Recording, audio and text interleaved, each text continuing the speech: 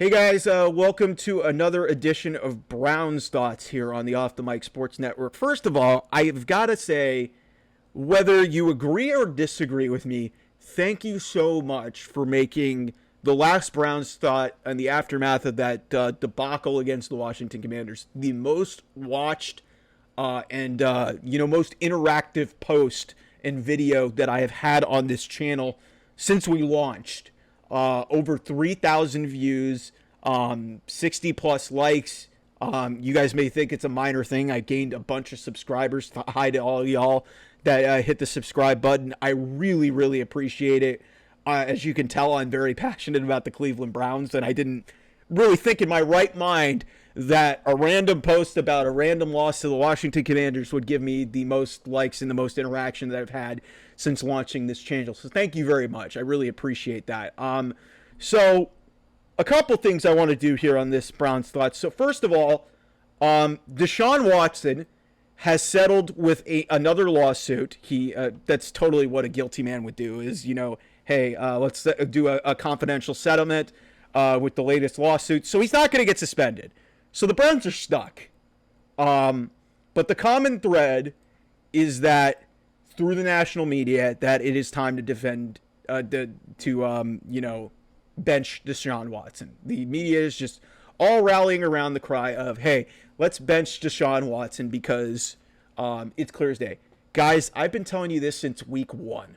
I've been telling you this since the Dallas game. I was telling you after a win that this guy can't play.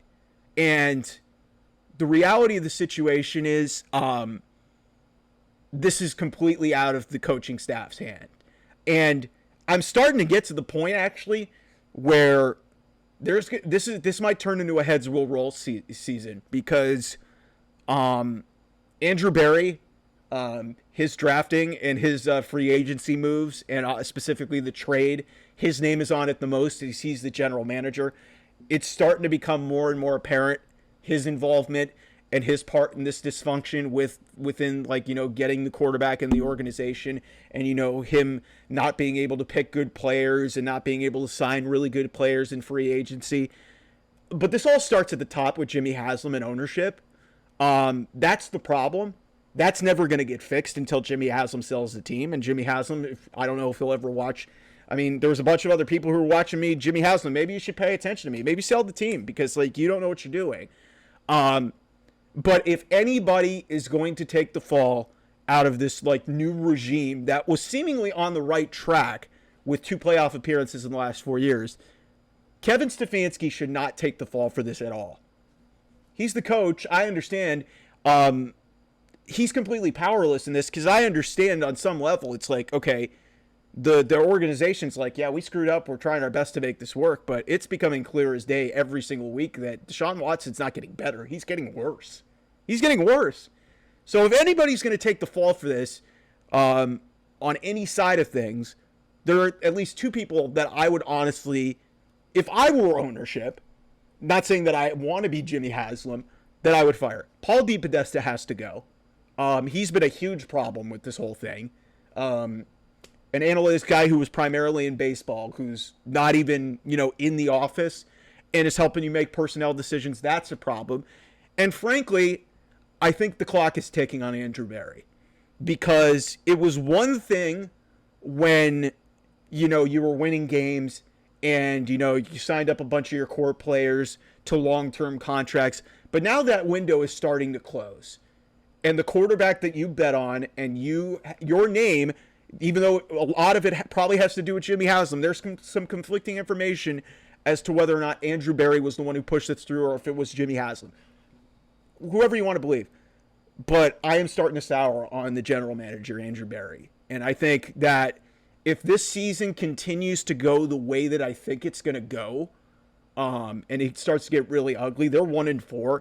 They're probably going to be 1-5 facing a Philly team off of a bye with their own problems, and they're really pissed off. They're coming off of a pretty demoralizing loss. So I think this team's probably going to be looking at 1-5, and their schedule doesn't get any easier. They still have to play all the teams in their division, which you could argue is a way to potentially turn around the season. But if it doesn't get better, I would honestly say that Andrew Berry is probably more likely to go than anybody. Kevin Stefanski, I think, has earned the benefit of the doubt. The sad thing about it is this could really turn into a full-on, reset thing, knowing how trigger happy and, meddling in football operations Jimmy Haslam is. I could totally see him firing the coach. And if you want to go fire the best coach you've had in the 25-year return of the Cleveland Browns, by all means, go ahead. But he's going to get hired by another team, and just because of the dysfunction of your organization, that's the problem with this. Until Jimmy Haslam sells the team, none of this is ever going to get solved. And they're stuck with Deshaun Watson. The out that they had potentially about him getting suspended, that's not going to happen because this didn't go to court. There wasn't an investigation with the NFL. It never got there. They settled because Deshaun Watson's a coward. And he's got his money. He's clearly checked out. He doesn't care. And so the Browns are on the hook for him. So at this point, you're asking yourself, when do you pull the plug? If it gets really bad in Philadelphia, I've been saying since, like I said, the Dallas game, that you got to pull the plug on this thing. This season's already lost. I would seriously go with Jameis Winston. Go with DTR. What do you have to lose at this point? What, you're on the hook for $170 million? You don't have to cut him. If you cut him after June 1, you're on the hook for $80 million. That's still really bad. But hey, look at the Denver Broncos. They're doing all right with Bo Nix. He's not been great by any means, but they're over 500. They've won some games this year, and they're paying Russell Wilson to play for the Pittsburgh Steelers. What do you have to lose at this point? Why are we still waiting when everybody in the media, I've been saying this since the beginning of the season, this is not working. You should honestly fire Ken Dorsey, because whatever the hell offense they came up with, it ain't working. Greg Olsen, I got to give him a ton of credit for pointing out just all the shotgun-based stuff with the personnel that they have is not working. That is why the offensive line is not working. The new offensive line coach has not been great. But this isn't a Bill Callahan thing. This is a scheme and construction of the offense and the quarterback stinks problem. That is the problem with this team. Nobody on that roster believes that Deshaun Watson can play. They all look beat. They all look like they've quit. And Kevin Stefanski looks like he's been fed up with it too. So this is only going to get worse before it gets better for anybody. And I'm really concerned that it's going to lead to maybe the best coach that this organization's had in 30 years losing his job over, and we're just going to forget that he's a two-time coach of the year and what a playoff game. And you guys can say, well, you didn't coach the playoff game. He did. Let's get real. He was involved in game planning for that. Mike Prefer was a figurehead for that game. Come on. What are we talking about here? So if anybody's going to lose their job out of this, I've changed my opinion a little bit. I thought Andrew Berry, but I've actually done a lot more critical thinking in terms of looking at the decisions that have been made. And then you compound it with the fact that he's the general manager who has his name on everything. He was the one who pushed through the trade. He was the one who gave out the contract, whether it was some Jimmy Haslam influence or not. That's just where it is. So we'll see where things go with this. But I am not optimistic, specifically heading into Philadelphia. I think they're going to be 1-5, and then they're going to be heading home. And it's like, hey, you can't if you come home and Deshaun Watson's your starting quarterback and you're 1-5, nobody's going to show up to that game. And if they do, they're going to relentlessly boo and just keep chanting for Jameis Winston or DTR the whole time.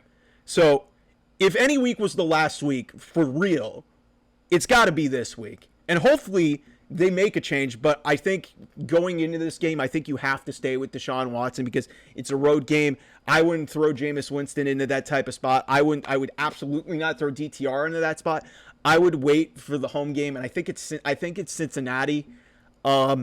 In week 7, I think, yeah. So, we'll have to see where this thing goes. But man, it's not looking good. So, that's this edition of Brown's Thoughts. We'll have more content this week. Maybe I'll do a game preview if I feel like it. But I'm really frustrated. But again, thank you for all the support, specifically on the Browns content. We'll have a lot of NFL content as well throughout the week. Obviously, college football as well. Big weekend. Ohio State facing Oregon. So obviously that'll be on the West Coast Football Show. Penn State and USC as well. But yeah, like, share, and subscribe. I'll talk to you guys very soon. Bye-bye.